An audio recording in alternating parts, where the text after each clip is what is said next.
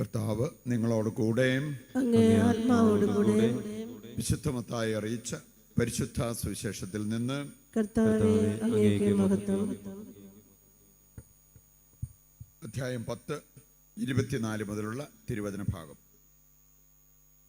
അക്കാലത്ത് യേശു തൻ്റെ ശിഷ്യന്മാരോട് അരുൾ ചെയ്തു, ശിഷ്യൻ ഗുരുവിനേക്കാൾ വലിയവനല്ല, ഭൃത്യൻ യജമാനനേക്കാൾ വലിയവനല്ല. ശിഷ്യൻ ഗുരുവിനെ പോലെയും ഭൃത്യൻ യജമാനെ പോലെയും ആയാൽ മതി. ഗ്രഹനാഥനെ അവർ ബേൽസിബുൾ എന്ന് വിളിച്ചെങ്കിൽ അവൻ്റെ കുടുംബാംഗങ്ങളെ എന്തു തന്നെ വിളിക്കയില്ല. നിങ്ങളവരെ ഭയപ്പെടേണ്ട. എന്തെന്നാൽ മറഞ്ഞിരിക്കുന്നതൊന്നും വെളിപ്പെടാതിരിക്കയില്ല, നിഗൂഢമായിരിക്കുന്നതൊന്നും അറിയപ്പെടാതിരിക്കുകയുമില്ല. അന്ധകാരത്തിൽ നിങ്ങളോട് ഞാൻ പറയുന്നവ പ്രകാശത്തിൽ പറയുവിൻ. ചെവിയിൽ മന്ത്രിച്ചത് പുരമുകളിൽ നിന്ന് ഘോഷിക്കുവിൻ. ശരീരത്തെ കൊല്ലുകയും ആത്മാവിനെ കൊല്ലാൻ കഴിയാതിരിക്കുകയും ചെയ്യുന്നവരെ നിങ്ങൾ ഭയപ്പെടേണ്ട. മറിച്ച് ആത്മാവിനെയും ശരീരത്തെയും നരകത്തിനിരയാക്കാൻ കഴിയുന്നവനെ ഭയപ്പെടുവിൻ. ഒരു നാണയത്തൊട്ടിന് 2 കുരുവികൾ വിൽക്കപ്പെടുന്നില്ലേ? നിങ്ങളുടെ പിതാവിൻ്റെ അറിവും കൂടാതെ അവയിലൊന്നുപോലും നിലംപതിക്കുകയില്ല. നിങ്ങളുടെ തലയിലെ ഓരോ മുടിയിഴയും എണ്ണപ്പെട്ടിരിക്കുന്നു. അതിനാൽ ഭയപ്പെടേണ്ട. നിങ്ങൾ അനേകം കുരുവികളെക്കാൾ വിലയുള്ളവരാണല്ലോ. മനുഷ്യരുടെ മുമ്പിൽ എന്നെ ഏറ്റുപറയുന്നവനെ എൻ്റെ സ്വർഗസ്ഥനായ പിതാവിൻ്റെ മുമ്പിൽ ഞാനും ഏറ്റുപറയും. മനുഷ്യരുടെ മുമ്പിൽ എന്നെ തള്ളിപ്പറയുന്നവനെ എൻ്റെ സ്വർഗസ്ഥനായ പിതാവിൻ്റെ മുമ്പിൽ ഞാനും തള്ളിപ്പറയും. കർത്താവിൻ്റെ സുവിശേഷം. ക്രിസ്തുവേ അങ്ങേക്ക് സ്തുതി.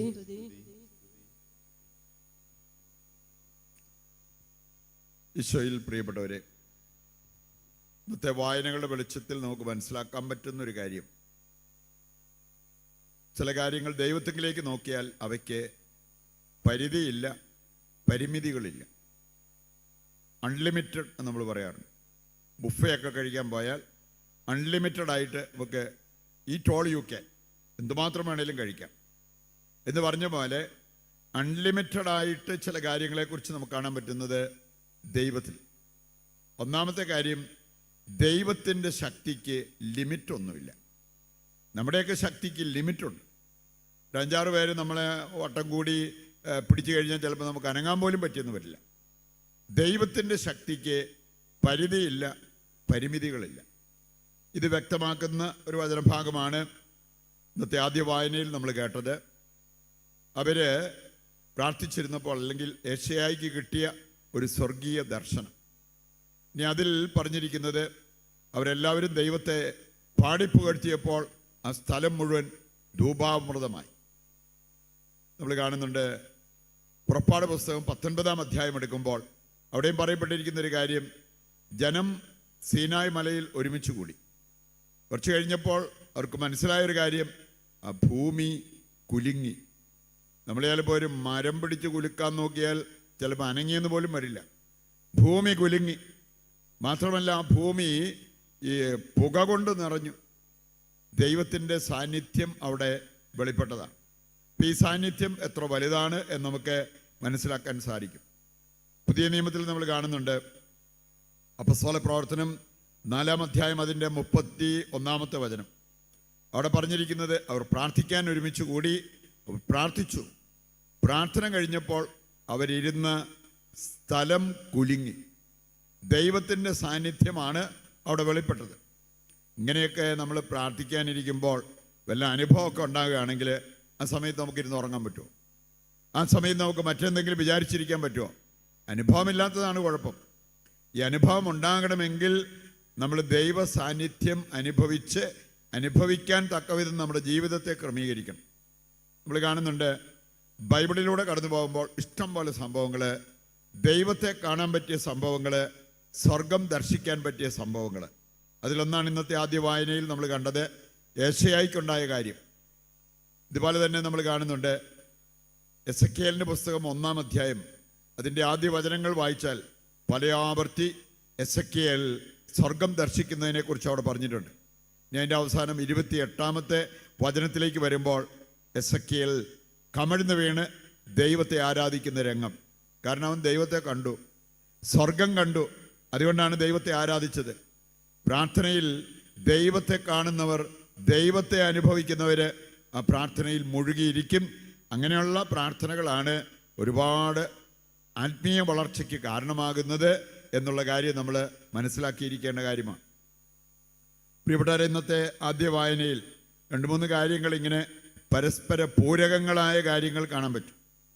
യെശയ്യായ്ക്ക് അനുതാപമുണ്ടായത് ദൈവത്തെ കണ്ടപ്പോഴാണ്, സ്വർഗം കണ്ടപ്പോഴാണ്. സ്വർഗത്തിൻ്റെ മഹിമ കണ്ടപ്പോൾ അവൻ വിളിച്ചു പറഞ്ഞു, ഞാൻ അശുദ്ധനാണ്. ശരിക്ക് എനിക്ക് പാപങ്ങളൊന്നുമില്ല, ഞാൻ കുറ്റമറ്റവനാണ് എന്നൊക്കെ ചിന്തിക്കുന്ന ആരാ? ദൈവത്തിൽ നിന്ന് ഒരുപാട് അകന്നു പോയവരാ. നമ്മൾ കാണുന്നുണ്ട്, പൗലോസ്ലീഹ പോലും വിളിച്ചു പറഞ്ഞ ഒരു കാര്യമുണ്ട്. 1 തീമോത്തി 1-ാം-അധ്യായം 16-ാമത്തെ ഞാൻ പാപികളിൽ ഒന്നാമനാണ്. നമ്മളെക്കാളൊക്കെ എന്ത് ഡീസൻ്റായിട്ട് ജീവിച്ച മനുഷ്യനാണ് പൗലോസ്ലീഹ. എന്നിട്ട് ആ മനുഷ്യൻ പറയാണ്, ഞാൻ പാപികളിൽ ഒന്നാമനാണ്. ദൈവത്തോട് ഏറ്റവും കൂടുതൽ അടുത്ത് വരുമ്പോഴാണ് നമ്മുടെ അയോഗ്യത നമ്മൾ മനസ്സിലാക്കുക. യെശയ്യാ പറഞ്ഞു, ഞാൻ അശുദ്ധനാണ്, അശുദ്ധമായ അധരമുള്ളവനാണ്. എന്നോട് കൂടെ ഉള്ളവരുടെയും അവസ്ഥ അതുതന്നെയാണ്. അങ്ങനെ സ്വന്തം തെറ്റുകൾ മനസ്സിലാക്കി അത് പരിഹരിക്കാൻ ആഗ്രഹിച്ച് പ്രാർത്ഥിച്ച ഒരു വ്യക്തിയായിട്ട് യെശയ്യായെ നമുക്ക് കാണാൻ പറ്റും. അപ്പം അവൻ ദൈവത്തെ കണ്ടപ്പോൾ സ്വന്തം ബലഹീനത, സ്വന്തം കുറവുകൾ അവന് മനസ്സിലാക്കാനും അത് അംഗീകരിക്കാനും സാധിച്ചു. ഇനി ആ അനുതാപത്തിലേക്ക് വന്നു കഴിഞ്ഞപ്പോൾ ദൈവം ചെയ്ത ഒരു കാര്യമുണ്ട്, അവനെ ശുദ്ധീകരിക്കുന്നത് കാണാൻ പറ്റും. സറാഫുകളിൽ ഒന്ന് വന്ന് ഒരു തീക്കട്ട എടുത്ത് അവൻ്റെ അധരങ്ങളെ ശുദ്ധീകരിച്ചു. ശരിക്കും ഈ തീക്കട്ട എന്ന് പറഞ്ഞാൽ എന്താ? ദൈവവചനം. ജെറമ്യാ 23-29-ാമത്തെ വചനം വായിക്കുമ്പോൾ അവിടെ പറഞ്ഞിട്ടുണ്ട്, എൻ്റെ വചനം ശുദ്ധീകരിക്കുന്ന അഗ്നിയാണ്, എൻ്റെ വചനം പാറയെ തകർക്കുന്ന കൂടമാണ്. ഈ അഗ്നിയാണ് അവനെ ശുദ്ധീകരിച്ചത്. ശുദ്ധീകരണം കഴിഞ്ഞ് ദൈവം തന്നെ പറയുന്ന ഒരു സ്വരം അവൻ കേട്ടു, ഞാൻ ആരെ അയക്കും? ഉടനെ യെശയ്യാ വിളിച്ചു പറഞ്ഞൊരു കാര്യം, ഇതാ ഞാൻ, എന്നെ അയച്ചാലും. ഇന്ന് പലരും എന്തെങ്കിലും ഒരു ശുശ്രൂഷ ചെയ്യുന്ന കാര്യം പറയുമ്പോഴേ 101 ന്യായീകരണങ്ങളുമായിട്ട് മുമ്പോട്ട് വരും. അതെ, എനിക്കതൊന്നും സാധ്യമല്ല, എനിക്കൊരുപാട് ജോലികളുണ്ട്, എനിക്കതിനുള്ള യോഗ്യതയൊന്നുമില്ല, അങ്ങനെ എന്തെല്ലാം ന്യായീകരണങ്ങൾ ഇവിടെ നമ്മൾ കാണുകയാണ്. ഇതൊന്നും വന്നില്ല, ഇതാ ഞാൻ, എന്നെ അയച്ചാലും റെഡിയായിട്ട് മുമ്പോട്ട് വരുന്ന വ്യക്തിയെ കാണാൻ പറ്റും.